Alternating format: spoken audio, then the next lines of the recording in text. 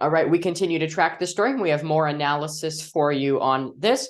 Joining me now, former Homeland Security Secretary Jeh Johnson, who joins me now. Thank you so much for making the time. I suppose I just want to start it. I guess whenever, this is kind of unprecedented, and so not a lot of people knew what to expect, the fact that a former president was going to be indicted. Talk to me a little bit about the security process for, planning to have adequate security, et cetera, for such an unprecedented event of this nature. First of all, Wyatt, thanks for inviting me onto your show. I appreciate the opportunity to speak with you. Today's event was obviously unprecedented. We've never had a former president charged with a crime who had to appear in criminal court to plead not guilty to a crime. This begins the criminal prosecution against him. Actually, 50 years ago in this country, our vice president, who was then Spiro Agnew, had to appear with Secret Service in federal court in Maryland to plead essentially guilty to a crime and resign the vice presidency the very same day. That was almost 50 years ago. So this is not entirely unprecedented, but obviously this is a much larger, more complicated movement today. It involved coordination between the Secret Service, the New York City Police Department, the court officers who are responsible for the security of the building, the DA's office, the judge runs the courtroom, and Donald Trump's personal lawyers.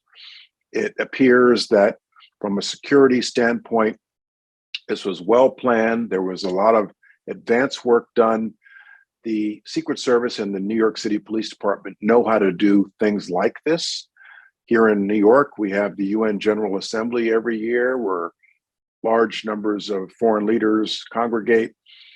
And so we know how to do this from a security standpoint. This was a particularly tense one, given the logistics and so forth, but it would appear at this moment that from a security standpoint, it turned out okay.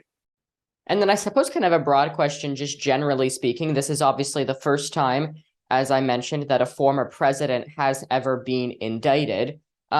Just speak a little bit about what that means. We are in uncharted waters. I think it is equally challenging and unprecedented that you have a presidential candidate who is at the moment the front runner for the Republican nomination for president charged with a crime.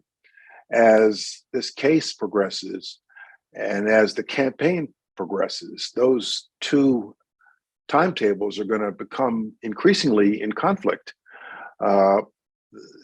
Candidate Trump could have court appearances at the very same time he's out campaigning for president. And what is significant and, in my view, troubling for our democracy is that even though he's been indicted and charged with a crime, his poll numbers, at least among Republicans, don't seem to have dropped at all. So a lot of people, a lot of historians are noting that it's unprecedented that a former president has been charged with a crime. I think it is perhaps even more significant that a leading contender for president has been charged with a crime. What are we going to do with that as a country? And then just lastly, before we conclude, moving forward, I guess my question would be, how can we ensure that, the former president doesn't just finish off with today and then everybody kind of forgets about this and then things kind of just move forward as if nothing happened? How can we, avoid that, so to speak? Sure that our press will not let the American people forget about it.